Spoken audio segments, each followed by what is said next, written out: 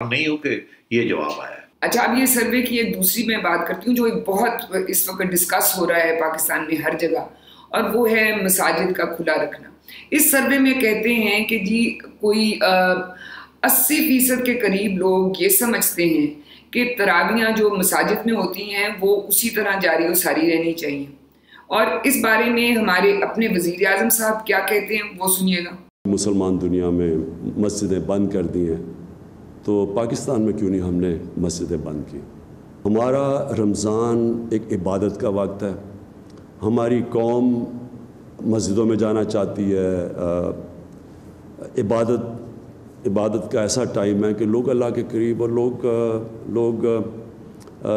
لوگوں کا ذہن بنا ہوا اس طرف۔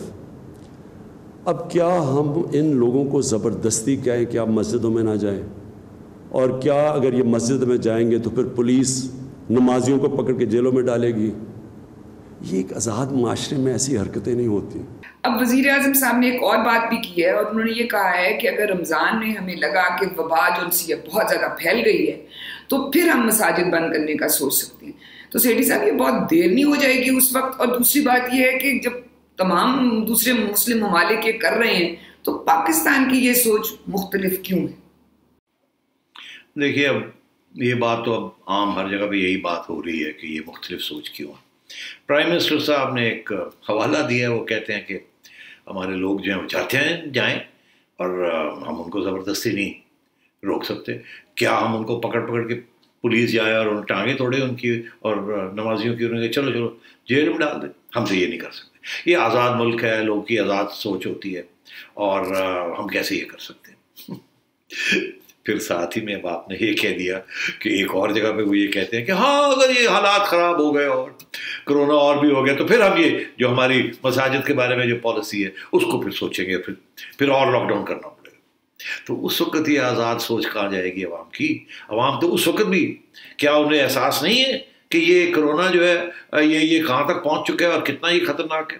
یہ سروے جس کی آپ بات کر رہے ہیں، پچھلے ہفتے ہم نے اسی کو ڈسکس کیا تھا۔ ایک اور اس کا پہلو وہ یہی تھا کہ 90% لوگ جو ہیں انہیں احساس ہے اس بات کا کہ یہ کرونا بڑی خطرناک چیز ہے اور یہ آ گیا ہے اور کچھ نہ کچھ ہونا پڑے گا اس کا۔ تو لوگ پتہ تو ہے، اس کے باوجود لوگ سمجھتے ہیں کہ نہیں ہم جانا چاہتے ہیں۔ میجورٹی لوگ یہ سمجھتے ہیں کہ ہمیں جو بھی ہو ہم نے جانا ہے، مسجد میں جا کے نماز پڑھنی ہے، تراویحیں پڑھنی ہے، یا جو بھی۔ اب بات یہ ہے کہ یہی اسی لیے ریاست ہوتی ہے۔ لوگ تو بہت کچھ چاہتے ہیں، لوگ تو یہ بھی چاہتے ہیں کہ فلانی چیز ہو جائے اور فلانی چیز نہ ہو۔ غریب لوگ تو یہ بھی چاہتے ہیں کہ اتنی انیکوالٹی ملک میں نہ ہو، غربت نہ ہو، امیر لوگ اور غریب لوگ ایک، امیر اور غریب نہ ہو۔ تو کیا ان کی خواہش پوری ہو رہی ہے؟ نہیں ہو رہی نا، کیونکہ مشکل ہے اس خواہش کو پورا کرنا۔ ریاست کے اپنے تقاضے ہوتے ہیں۔ کل کو کوئی ایسی سچویشن ہو جاتی ہے کہ ریاست کہتی ہے کہ نہیں ساری قوم اور ملک کو بچانے کے لیے ہم نے یہ کرنا ہے، اور عوام جو ہے وہ کہتی ہے نہیں ہم نے یہ کرنا ہے، تو کیا پھر عوام کی بات سنی جائے گی یا ریاست کی بات سنی جائے گی ان سچ ایشوز؟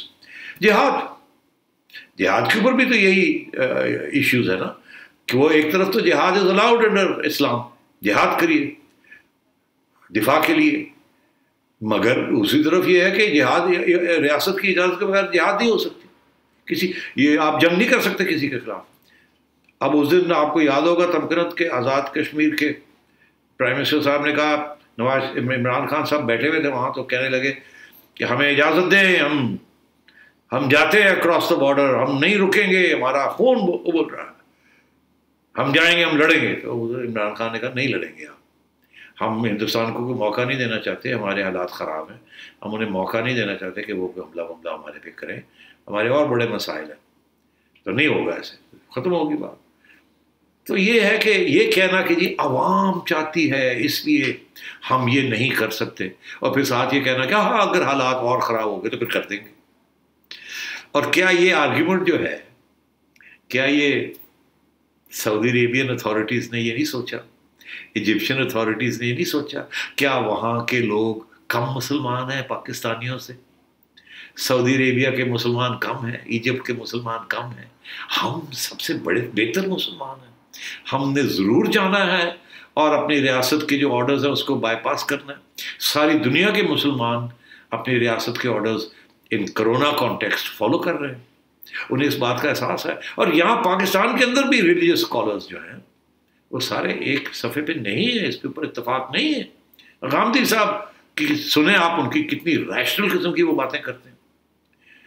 سعودی عربیہ کے جو مفتی ہیں ان کی طرف سے، ازہر یونیورسٹی کی طرف سے، کون سا ملک ہے جس نے لاک ڈاؤن نہیں کیا؟ مساجد کا سب نے کیا، اور پھر آہستہ آہستہ کھول بھی دیں گے، اور ہر جگہ پہ لوگ ریاست کی بات کو مان رہے ہیں. تو یہ خان صاحب کا یہ کہنا کہ نہیں ہم کیا کریں، لوگ ہم کو زبردستی یہ نہیں کر سکتے، نہیں، آئی ایم سوری. آپ ایکچولی یہ ایک بگر ایجنڈا ہے خان صاحب کا، جو میں کافی عرصے سے کہہ رہا ہوں کہ وہ لاک ڈاؤن میں یقین نہیں رکھتے.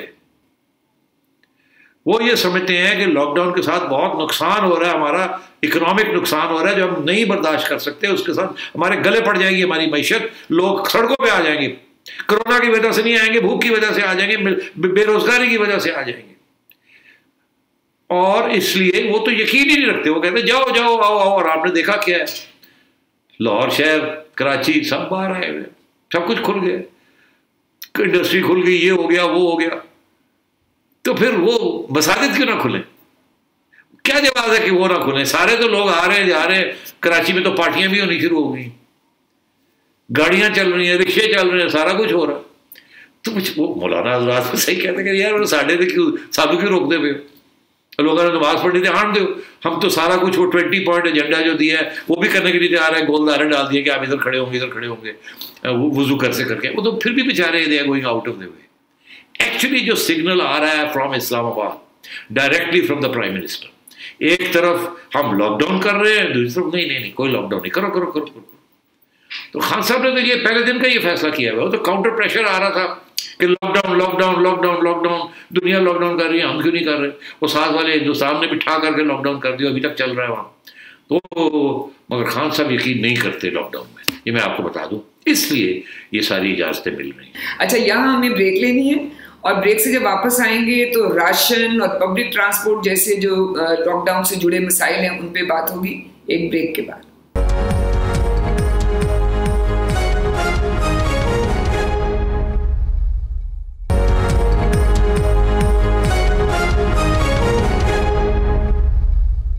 Welcome back. اچھا سیٹھی صاحب، یہ اسی لاک ڈاؤن کے حوالے سے ایک دو اور چیزیں سامنے آئی ہیں اس سروے میں. وہ کہتے ہیں کہ جی تقریباً 2/3 جو لوگ ہیں وہ کہتے ہیں ہم خوراک کے معاملے میں خود کفیل ہیں، سیلف سفیشینٹ ہیں، اور صرف 9% کو راشن کی ضرورت ہے. تو مجھے یہ بتائیں کہ پاکستان جہاں تقریباً 25% آبادی کہتے ہیں کہ غربت کی لکیر سے نیچے رہتی ہے، تو وہاں یہ آپ کو یہ والے فگرز جو ان سے عجیب نہیں لگتے؟ جی ایکچولی یہ غربت کا ڈیفینیشن کیا ہے اور وہ غربت کی لکیر کیا ہے، سارا مسئلہ تو وہاں سے آتا ہے. یہ غربت کی لکیر جو ہے اس کو ڈیفائن کیا گیا ہے کہ $2 پر ڈے جو کماتا ہے شخص، $2 پر ڈے. اب ایک گھرانے کے اندر 4 لوگ بھی ہو سکتے ہیں جو کماتے ہیں، 3 لوگ ہو سکتے ہیں. اب $2 کا یہ مطلب ہو گیا کہ آج کل کے حوالے سے کوئی $300 پر ڈے. تو یہ $300 پر ڈے کا مطلب ہو گیا 9,000. اب اس ملک میں ہم نے منیمم ویج جو ہے وہ 15,000 یا 18,000 کے قریب رکھی ہوئی. تو میرا خیال ہے آج کل کی دیہڑی جو ہے یہ 500 600 700 روپے سے کم کہاں ہے دیہڑی جو ڈیلی ویجز بھی ہے، وہ منیمم ویج کو بھی تو کمپلائی کرنا پڑتا ہے. تو یہ فگرز ایویں ہی ہیں، یہ پاورٹی لائن کے فگرز جو ہیں یہ کہاں سے لے آتے ہیں، بنا لیتے ہیں. بہرحال اب ان کے مطابق عمران خان کہتا ہے کہ جی 40% لوگ پاورٹی لائن کے ارد گرد ہیں. 40% کا مطلب ہے کہ اگر ہماری آبادی 220 ملین ہے، یہ 22 کروڑ ہے، 40% تو 10 کروڑ بن جاتی ہے ڈیلی. تو یہ 10 کروڑ تو نہیں ہے نا غربت میں لوگ. یہاں میں پاکستان واحد ملک ہے جہاں بھوک سے کوئی نہیں مرتا. میرا یہ مطلب یہ نہیں ہے کہ مرتے نہیں ہیں، ضرور غریب بہت سے ایسے ہیں جو بھوک سے بھی مر جاتے ہیں، مگر یہ اس طریقے کی بھوک نہیں ہے جس طریقے کی بھوک آپ فار ایگزامپل فیمن کنڈیشنز میں ہوتی ہے افریقہ میں، یا even in some parts of India جب فیمن آتی ہے. تو اس لیے کھاتے پیتے لوگ ہیں، اور کیونکہ اسلام ہے تو ایک دوسرے کی مدد بھی بڑی ہے، بردرہڈ ہے، انسانیت بہت ہے، اور کسی کو بھوکا نہیں کوئی جانے دیتا. اگر نیبر ہو، ہمسایہ ہو، یہ ہو، دیکھے غریب ہے تو کچھ نہ کچھ کرتے. اب آپ سڑکوں میں بیگرز دیکھتے ہیں یا ٹھیک ہے وہ اپنی جگہ پہ ہے, وہ ہر جگہ پہ بھی ہوتا ہے, وہ بھی ایک انسٹیٹیوشنل ایشو ہے, part of the problem of poverty. تو یہ 9% کہہ رہے ہیں جی کہ ہم بھوک سے ہمیں کوئی ایشو, ہمیں بھوک والا مسئلہ ہے, باقی 90% جو ہے وہ کہتے ہیں ہمیں بھوک کا ایشو نہیں ہے کہ ہمیں ہر روز کچھ ملے, یا نہیں بھی ملتا تو کچھ نہ کچھ ہو جاتا ہے. اب 9% اگر آپ اس کو بنائیں as an percentage of total population, تو یہ بھی 2 کروڑ کے قریب بن جاتا ہے, 2-2.5 کروڑ بن جاتا ہے. That's still a huge figure. اس لیے یہ ساری ایشوز جو بن رہے ہیں نا کہ ریشن ڈسٹریبیوٹ کرنا ہے اور اتنے ارب روپے کا ریلیف پیکیج ہے, یہ ہے وہ ہے, تو میرا خیال ہے دس از اے براڈلی رائٹ.